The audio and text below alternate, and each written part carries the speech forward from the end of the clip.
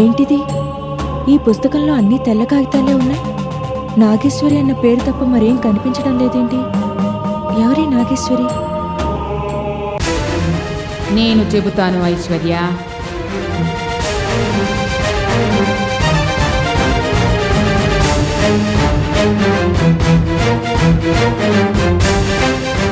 కొన్ని సంవత్సరముల క్రితం సర్పగిరి అనే అరణ్యం ఉండేది. ఆ అరణ్యం సన్యాసులకి సిద్ధులకి నివాస స్థలం. ఆ అరణ్యంలోని జలపాతంలో నాగేశ్వరీదేవి స్వర్ణ విగ్రహం ఉండేది. ఆ స్వర్ణ విగ్రహాన్ని జలంలోంచి బయటకు తీసి ఆలయం నిర్మించి విగ్రహ ప్రతిష్ఠ చేస్తే దుష్టశక్తులు సమూలంగా నాశనమవుతాయని అక్కడి సన్యాసుల సిద్ధుల ఆశ.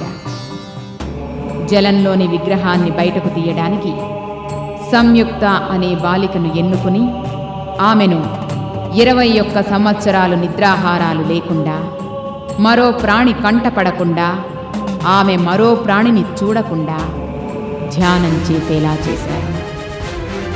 21 సంవత్సరాలు పూర్తయ్యాయి. సంయుక్త జలంలోంచి విగ్రహాన్ని బయటకు తీసే రోజు వచ్చింది.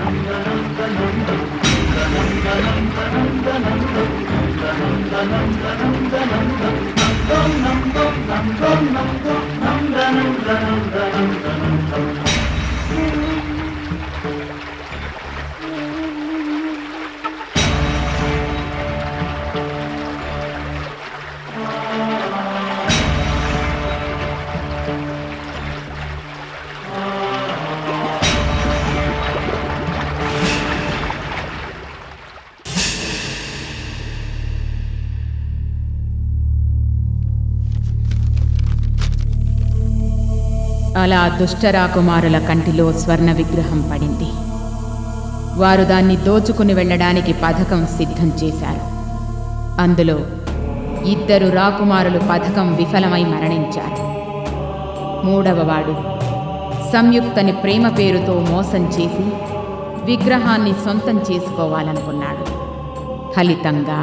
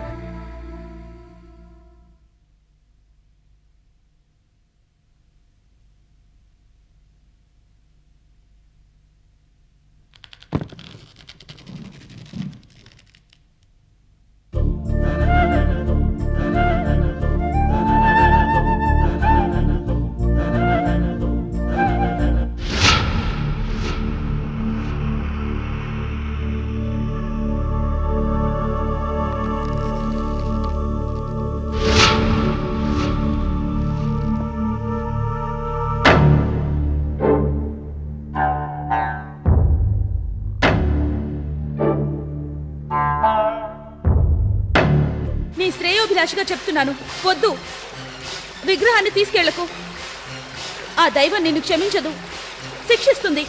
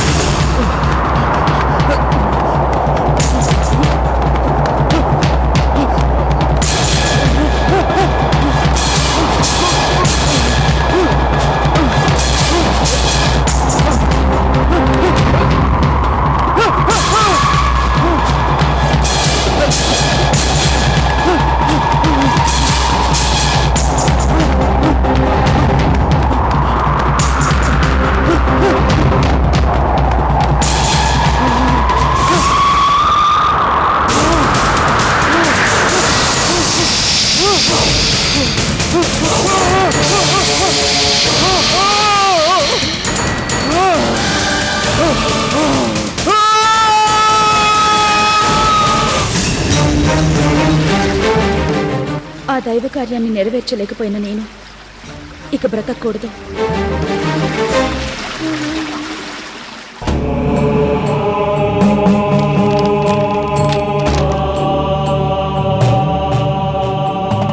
తన 21 సంవత్సరాల తపస్సు వృధా అయిపోవడంతో సంయుక్త తన ప్రాణాల్ని దైవ సన్నిధికి అప్పగించింది.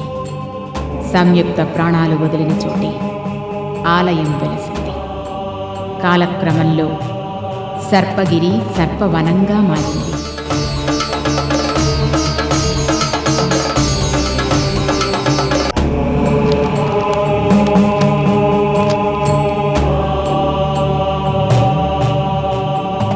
నాగేశ్వరి ఆలయంలో స్వర్ణ విగ్రహం చూసి భైరవుడు అనే దోపిడీ దొంగ దోచుకోవాలనుకుని ఊరి ప్రజల ప్రాణాలు తీసి ఆలయంలోంచి విగ్రహాన్ని తీసుకువెళ్ళాడు.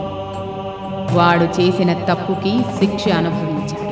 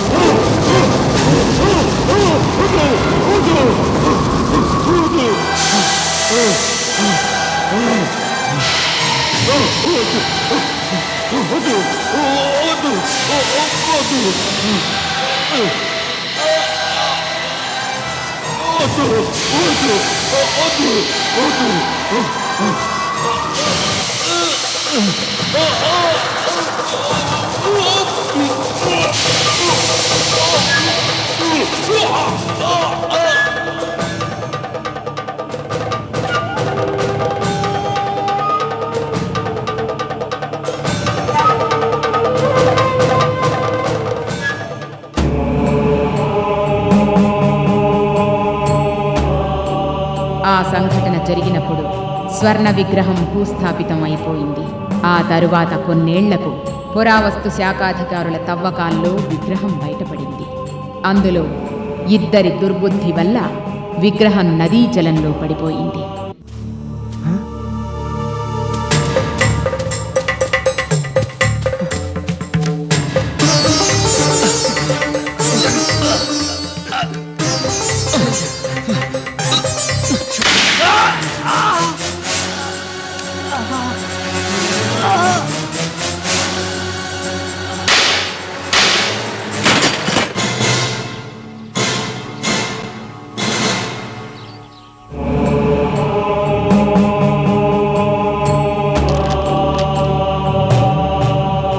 సర్పవనం నదిలోని స్వర్ణ విగ్రహాన్ని బయటకు తీసి ఆలయంలో పునః ప్రతిష్ఠించడానికి ఆ దైవం సంయుక్తకి మరో జన్మని ప్రసాదించింది. ఆ దైవం ముద్దు బిడ్డైన సంయుక్తకి పునర్జన్మలో నాగేశ్వరి అని నామకరణం చేసింది. నాగేశ్వరి చేత విగ్రహ ప్రతిష్ఠ చేయించుకోవడం కోసం ఆ దైవం 21 సంవత్సరాలు వేచి ఉంది. నాగేశ్వరికి 21 సంవత్సరాలు పూర్తయ్యాయి. నాగేశ్వరి విగ్రహ ప్రతిష్ఠ చేసే సమయం ఆసన్నమైంది. దైవం నాగేశ్వరిని విగ్రహ ప్రతిష్ఠ చేయమని కోరింది. ఆ విషయాన్ని నాగేశ్వరి తన తల్లిదండ్రులకు చెబితే అది భ్రమని, నాగేశ్వరి పిచ్చితనమని కొట్టిపారేశారు. చివరికి నాగేశ్వర్ని పిచ్చిదని పిచ్చాసుపత్రి పాల్చేశారు. వదలండి, వదలండి, వదలండి.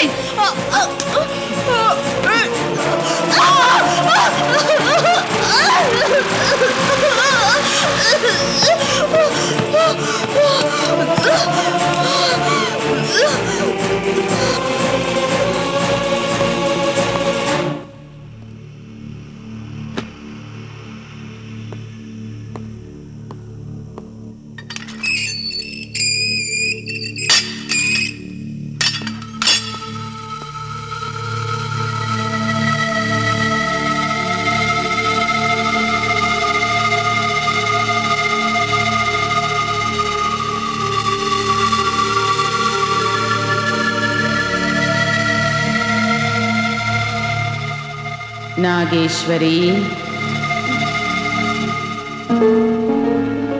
నాగేశ్వరి,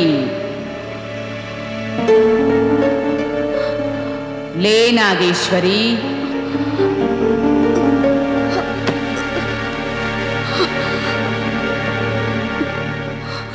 నాగేశ్వరి,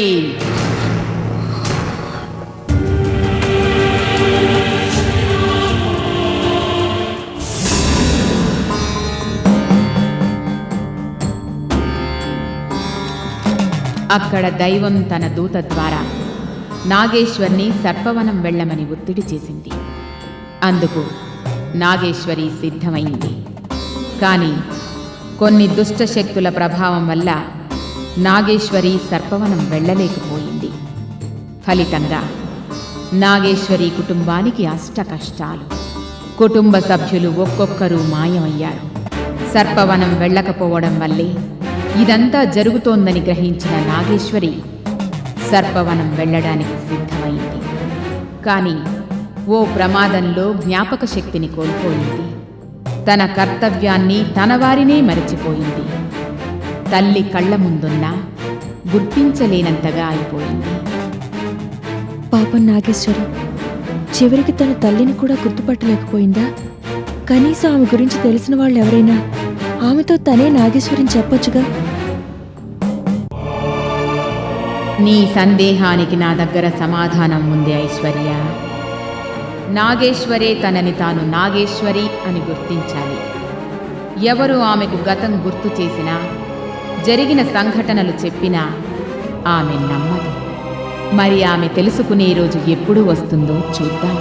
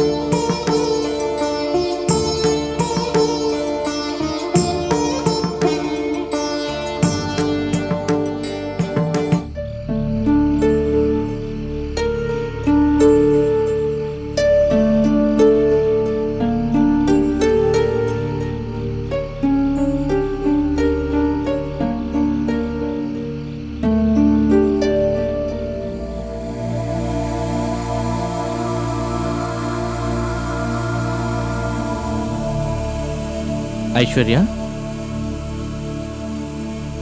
ఎందుకు బాధపడుతున్నావు? నాగేశ్వరి పడుతున్న కష్టాలు తలుచుకుంటూ ఉంటే బాధగా ఉంది.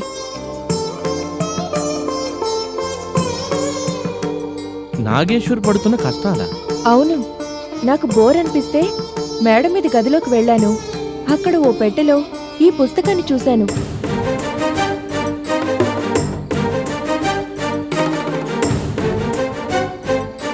ఆ నాగేశ్వరి అనే అమ్మాయి కథంతా ఇందులో ఉంది. పాపం, ఆ అమ్మాయికి గత జన్మ నుంచి అన్ని కష్టాలే. ఏది ఆ పుస్తకం ఇలా ఇవ్వు.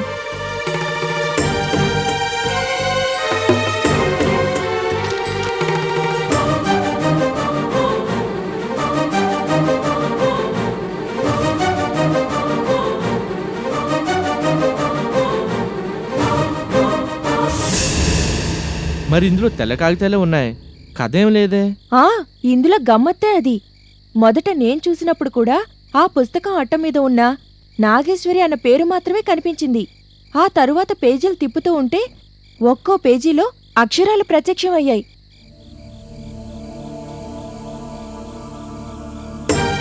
పాపం నాగేశ్వరి. గత జన్మలో ఆ అమ్మాయి పేరు సంయుక్త అట.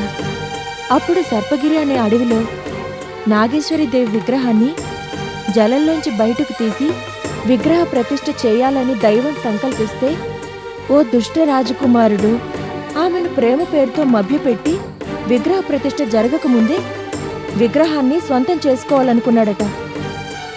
కాని వాడి మోసం వల్ల వాడు బలైపోయాడు. విగ్రహ ప్రతిష్ఠ పూర్తి కాలేదు. కాలక్రమంలో సర్పగిరి సర్పవనంగా మారి అక్కడ నాగేశ్వరీదేవి వెలిసి ఆలయం నిర్మితమైంది. కాని మళ్లీ దుష్టులు విగ్రహాన్ని దోచుకెళ్లిపోయారు. గత జన్మలో చేయలేని పని ఈ జన్మలో అయినా చెయ్యాలని ఆ దైవం నాగేశ్వరికి పునర్జన్మను ప్రసాదించింది. కాని ఏం లాభం, ఆమె చుట్టూ ఎంతోమంది దుష్టులు చుట్టుముట్టి అడుగడుగునా కష్టాలు పాల్చేస్తున్నారు. ఆ తర్వాత ఏమైంది? ఈ పుస్తకంలో ఉన్న కథ ప్రకారం ఇంతవరకు ఆ అమ్మాయి విగ్రహ ప్రతిష్ఠ పూర్తి చేయలేదు. ఆ పుస్తకంలో ఉండేది కథ అని ఎందుకు అనుకుంటున్నావు? నిజమెందుకు కాకూడదు? పుస్తకంలో ఉంటే అది కథేగా, నిజం ఎలా అవుతుంది? పుస్తకంలో ఉంటే కథే అని ఎందుకు అనుకోవాలి? అయినా అందరి జీవితాల్లో ఎక్కడో ఒకచోట జరిగేవే కథలు కూడా. నాగేశ్వరి అనే అమ్మాయి జీవితాన్ని నువ్వు కథగా చదివి ఉండొచ్చు. నేను నమ్మను, ఇది కథే. మరి అది కథ అయినప్పుడు ఎందుకు నాగేశ్వరి గురించి అంతగా బాధపడుతున్నావు? నాగేశ్వరి కూడా నాలాంటి ఆడపిల్లే కదా, అందుకే బాధేసింది. నాగేశ్వరి నీలాంటి ఆడపిల్ల కాదు, నువ్వే నాగేశ్వరి. ఏంటి మీరనేది? నేను నాగేశ్వరి ఏంటి? నా ఉద్దేశం అది కాదు. ఒకవేళ నువ్వే నాగేశ్వరి అయితే ఏం చేస్తావు అని. నేనే నాగేశ్వరి అయితే వెంటనే ఆ దైవ కార్యాన్ని నెరవేరుస్తాను.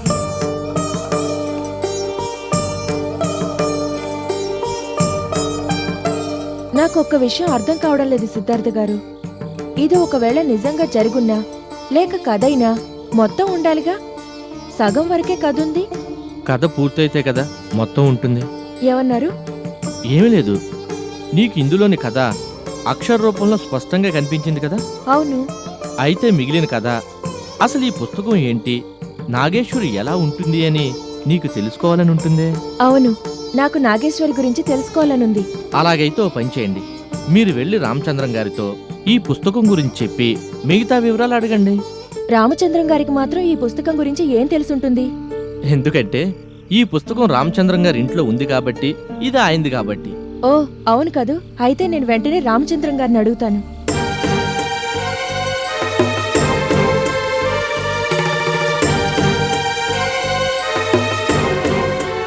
ఇప్పటికైనా నాగేశ్వరికి తనే నాగేశ్వరం సంగతి తెలుస్తుందంటావా? చూద్దాం, తెలుస్తుందేమో. కథ వింటూ మీ ఊళ్ళోనే పడుకుని నిద్రపోయిందా? మెల్లగా మెలకు వస్తుందేమో.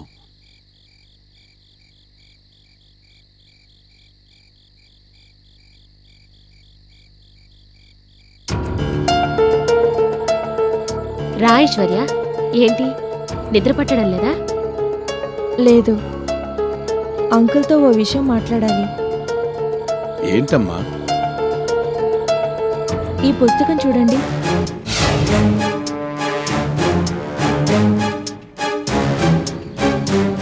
ఈ పుస్తకం ఎక్కడిది నీకు? క్షమించండి అంకుల్, నిద్ర రాక బోర్ కొడుతూ ఉంటే మేడ మీద గదిలో ఏవైనా పుస్తకాలు ఉంటాయేమోనని వెళ్ళాను. అక్కడ ఓ పెట్టెలో ఈ పుస్తకం కనిపించింది. ముందు ఈ పుస్తకంలో అన్ని ఖాళీ పేజీలే ఉన్నాయి. తరువాత అక్షరాలు ప్రత్యక్షం అయ్యాయి. ఆ అక్షరాలు చదువుతూ ఉంటే నాగేశ్వరి అనే అమ్మాయి కథ ఉంది. అసలు ఈ పుస్తకం ఏంటి? ఈ నాగేశ్వరి ఎవరు? ఏది ఆ పుస్తకం ఇలా ఇవ్వు.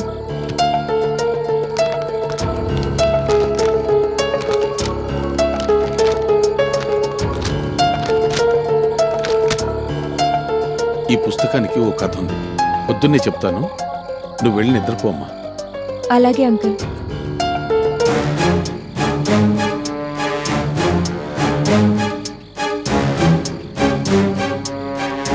ఏంటి నాన్న ఇదంతా? పుస్తకం ఏంటి, అక్షరాలేంటి? అది తర్వాత చెప్తా.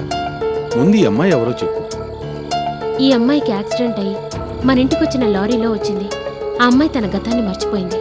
ఈ విషయం మీ అమ్మ నాతో చెప్పింది. ఇవి కాక వేరే వివరాలు ఏమైనా? నాకింకేం తెలీదు నాన్న. ఏమిటండి, ఈ అమ్మాయి వల్ల మనకేమైనా ప్రమాదమా? చచ, అలాంటిదేం లేదు. ఈ అమ్మాయికేవో అతీంద్రియ శక్తులు ఉండుంటాయి. అందువల్లే ఈ పుస్తకంలోని కథ ఆ అమ్మాయి కంటే కనిపించింది. మళ్ళాంటి సామాన్యులకు అది కనిపించదు.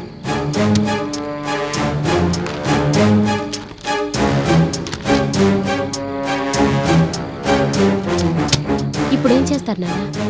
పొద్దున్నే సర్పవనం వెళ్ళి సన్యాసిని కలుస్తాను. ఆయన చెప్పింది విన్న తర్వాత ఏం చేయాలనేది ఆలోచిద్దాం. ఆ పుస్తకం ఇలా ఇవ్వమ్మా.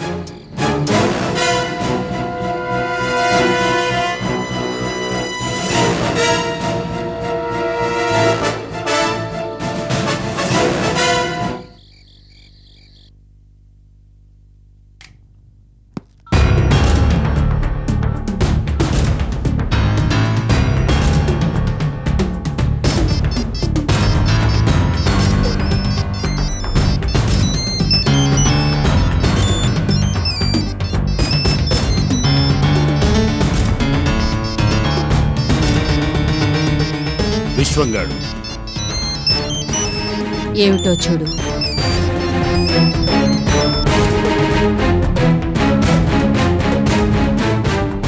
చెప్పు విశ్వం. చెప్పాల్సింది మీరు. ఏం చెప్పాలి? మా అమ్మ మైత్రి సుమతి ఎక్కడున్నారు? ఏమో మాకేం తెలుసు. అబద్ధం చెప్పకు. నువ్వు వైదేహి కలిసి మా వాళ్ళని శిలా విగ్రహాలు చేసి బంధించారు. నేను వాళ్ళని చూశాను. చెప్పండి, ఎందుకు వాళ్ళని బంధించారు? అదంతా మా ప్లాన్ లో భాగం. అయినా నీకు వాళ్ళ మీద సెంటిమెంట్ ఏంట్రా పిచ్చోడా? ఇంతకీ దేవకిని చంపావా లేదా? ముందు మా అమ్మని రిలీజ్ చెయ్యి, ఆ తర్వాత మిగిలిన విషయాలు మాట్లాడదాం. రేయ్, నువ్వు మాకు చెప్పకు. మేం చెప్పింది నువ్వు చెయ్యి. ముందు దేవకిని చంపు, ఆ తర్వాత మన సెటిల్మెంట్ గురించి మాట్లాడుకుందాం. నో, ముందు మా అమ్మని పంపించు. ఎందుకురా ఆ ముసల్దాని గురించి అంత పట్టుదల? దాన్ని రిలీజ్ చేసి తీసుకెళ్ళినా ఎంతకాలం బతుకుతుంది? వదిలేయ్. ముందు నేను అప్పగించిన పని ఫినిష్ చెయ్యి. మా అమ్మ గురించి నీ ఇష్టానికి మాట్లాడితే బాగోదు వేదా. రేయ్, ఏంట్రా వాగుతున్నావు? వేదా, విశ్వంగాడు ఒట్టి కక్కుర్తి వెధవా. రేపు దేవకి చచ్చిపోతే ఉన్న ఆస్తిని సొంతం చేసుకోవడానికి ఎవరో ఒకరు సపోర్ట్ చేయాలిగా. ఆ సపోర్ట్ కోసమే ముసల్దాన్ని రిలీజ్ చేయమంటున్నాడు. వైదేహి, మర్యాదగా మా అమ్మని వదిలేయ్. రేయ్, ముందు దేవకిని చంపి ఆ తర్వాత ఫోన్ చేయరా. పెట్టరా ఫోను. Hello hello hello.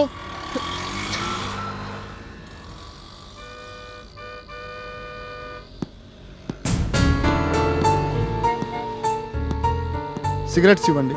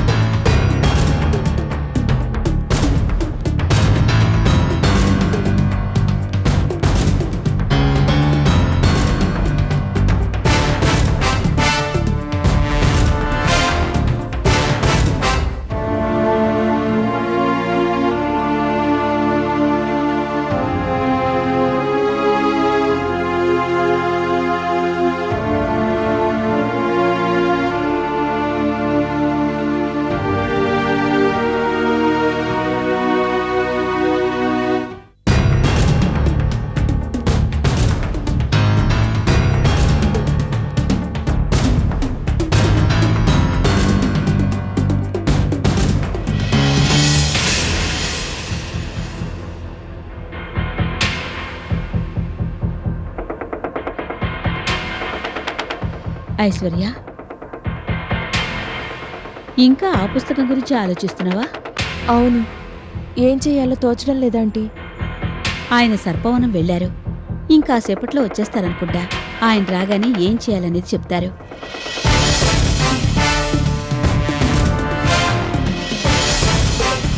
ఇలా ఒంటరిగా కూర్చుంటే మనసుకి దిగులుగా ఉంటుంది. రా, వచ్చి కాఫీ కలిపి డ్రైవర్కి తోటమాలికి ఇవ్వు. రామ్మా.